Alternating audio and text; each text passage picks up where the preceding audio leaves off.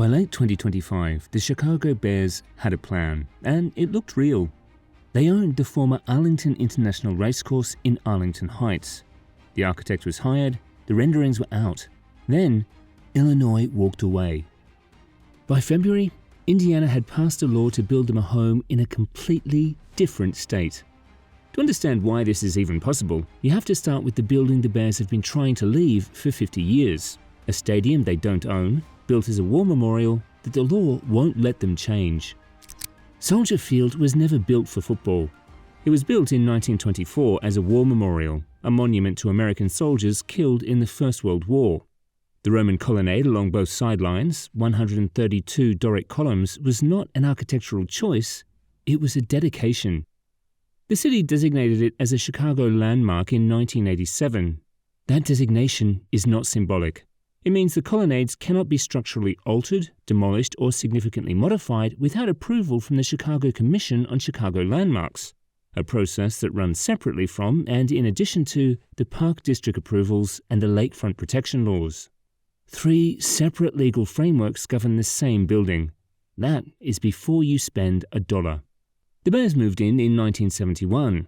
By the late 1990s, the stadium was visibly failing. Exposed seating, no premium amenities, and a configuration designed for track and field, not a modern NFL sightline.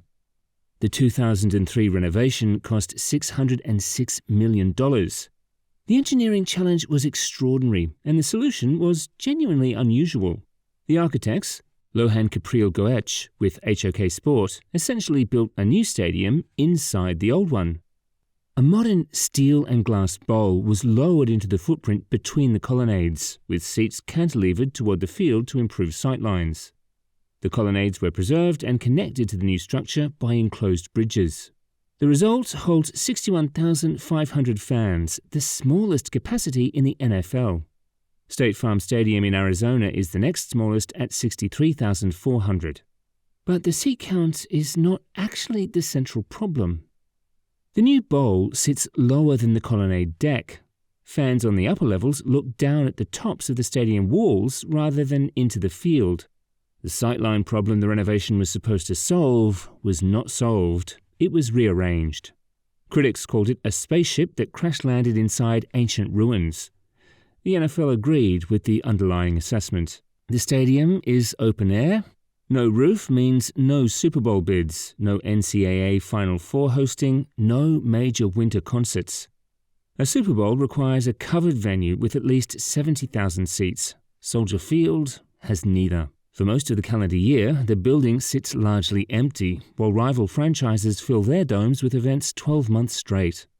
The Chicago Park District owns the land beneath Soldier Field. The Bears are tenants. They cannot sell naming rights or control revenue the way franchise owners in other markets can. Any renovation requires Park District approval at every stage. Adding a roof means demolishing the entire modern bowl, triggering landmark review, Park District approval, and lakefront protection proceedings simultaneously.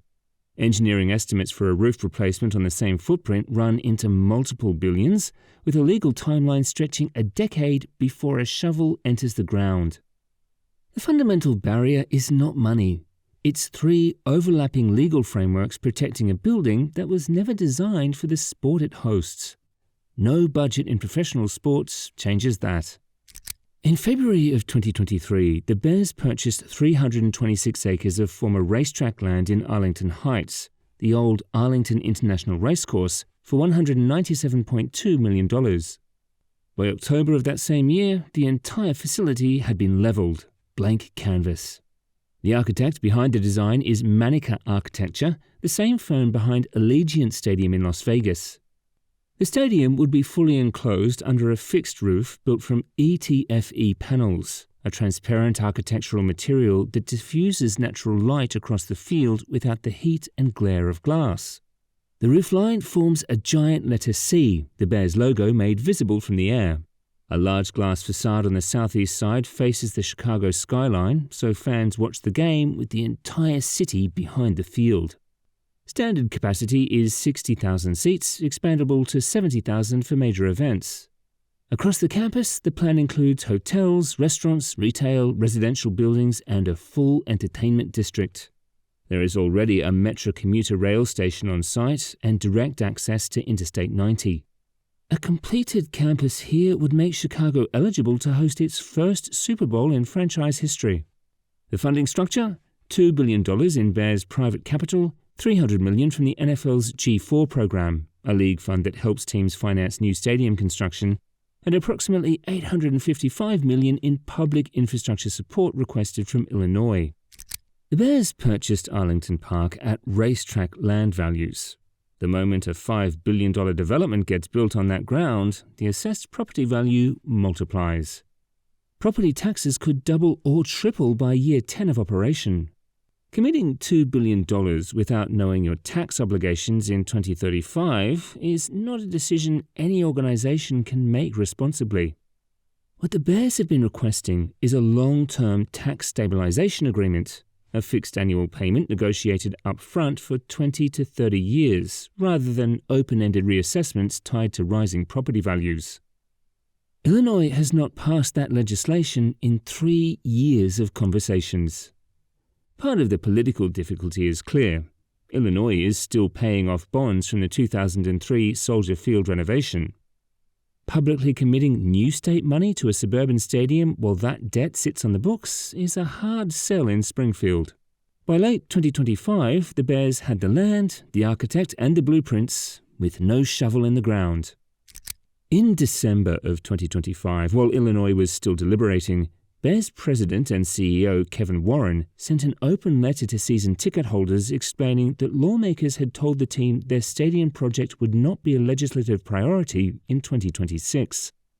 The search was officially expanding to Northwest Indiana. Indiana responded faster than Illinois had moved in 3 years. Senate Bill 27 created the Northwest Indiana Stadium Authority, a purpose-built public body with one job: acquire finance, build and operate a stadium for the Bears near Wolf Lake in Hammond. The Indiana House passed it 95-4. The Senate passed it 45-4. On February 26, 2026, Governor Mike Braun signed it into law within an hour of the final state vote. The financing works as follows.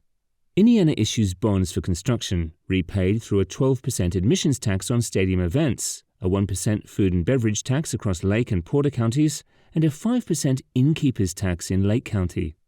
Indiana's total public contribution is approximately $1 billion. The Bears bring the same $2 billion in private capital they committed to the Arlington plan. The state owns the stadium, and the Bears sign a 35-year lease. The confirmed site is Wolf Lake Hammond on the Illinois-Indiana state line, with direct access to Interstate 80 and 94 and South Shore Line rail into downtown Chicago.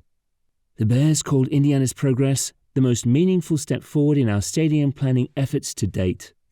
People hear Indiana and assume the Bears would be leaving Chicago. A map says otherwise. Soldier Field sits at the downtown lakefront. Arlington Heights is roughly 30 miles to the northwest, a drive of about 35 to 45 minutes. Wolf Lake in Hammond is roughly 20 miles to the southeast, about 30 to 40 minutes by car. Hammond is actually closer to Soldier Field than Arlington Heights is, and it's in a completely different state. Under the two options currently on the table, the Bears are leaving downtown Chicago either way. The only variable is direction. Northwest Indiana is not rural America. Hammond and the surrounding communities are woven into Chicago's daily fabric. The South Shore Line connects Hammond to downtown in roughly 35 to 40 minutes. Locals on both sides of that state line call it Chicagoland. When Governor Braun was asked directly whether the Bears would change their name if they moved to Indiana, his answer left no room for interpretation. We wouldn't be foolish enough for that name to change. The NFL has no rule requiring a team's name to match the state where its stadium sits. The New York Giants and New York Jets have played in New Jersey since 1976 and 1984. The San Francisco 49ers play in Santa Clara, roughly 40 miles from the city their name references. The Dallas Cowboys play in Arlington, Texas. The Los Angeles Rams and Chargers operate out of Inglewood, about 10 miles from downtown Los Angeles. The strongest precedent came just months before the Bears faced this same choice. On December 22, 2025, the Kansas City Chiefs announced they are leaving Arrowhead Stadium in Missouri for a new $3 billion domed stadium in Kansas City, Kansas, a completely different state. Missouri could not close a financing deal. Kansas stepped up, and the Chiefs crossed the state line. They're still the Kansas City Chiefs. Target opening, the 2031 season. The Chiefs just crossed the state line for a better stadium deal. The Bears are deciding whether to do the same. Wolf Lake in Hammond is a brownfield site, former heavy industrial land adjacent to steel mills that defined this corner of the lakefront for most of the 20th century. Before any foundation work begins, engineers must complete environmental remediation, soil contamination testing, groundwater treatment, and shoreline stabilization. Engineers would likely specify steel H-piles or drilled shafts to carry the load of a fully enclosed stadium. The dome roof, spanning 600 to 700 feet without interior columns, is one of the most demanding structural challenges in modern construction. That scale requires either massive steel trusses or a cable-supported tension system with individual members weighing hundreds of tons. Compression rings anchor the whole assembly against wind, snow, and the thermal movement of hundreds of feet of steel through Midwest winters. Designers also need to account for temperature swings greater than 100 degrees Fahrenheit across a year and an HVAC system conditioning air for 70,000 people in sub-zero conditions. Road infrastructure needs to be built almost entirely from scratch. New highway interchanges on Interstate 80 and 94 are required, along with dedicated bus staging and pedestrian connections from the South Shore Line.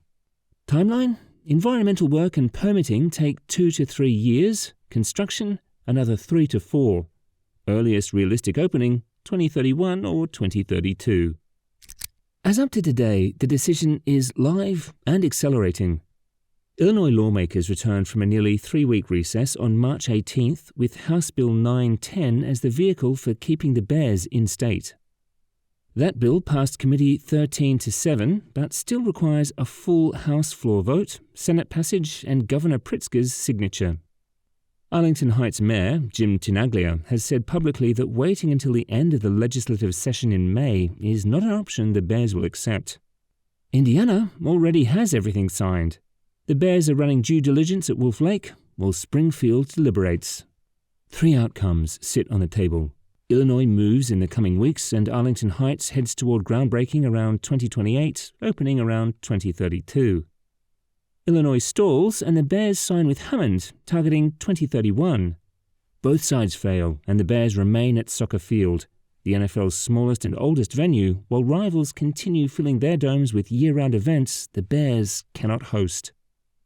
The Bears have 2 real options on the table right now, and the decision is weeks away. Arlington Heights, 5 years of planning, 30 miles from downtown, opening around 2032. Or Hammond, Indiana, 20 miles from downtown, a signed law, and a target opening of 2031. Where should the Bears build? Drop your answer in the comments. This debate is live, and the region that lands this team will feel it for the next generation. Thank you for watching, and make sure to subscribe for more Mega Build stories.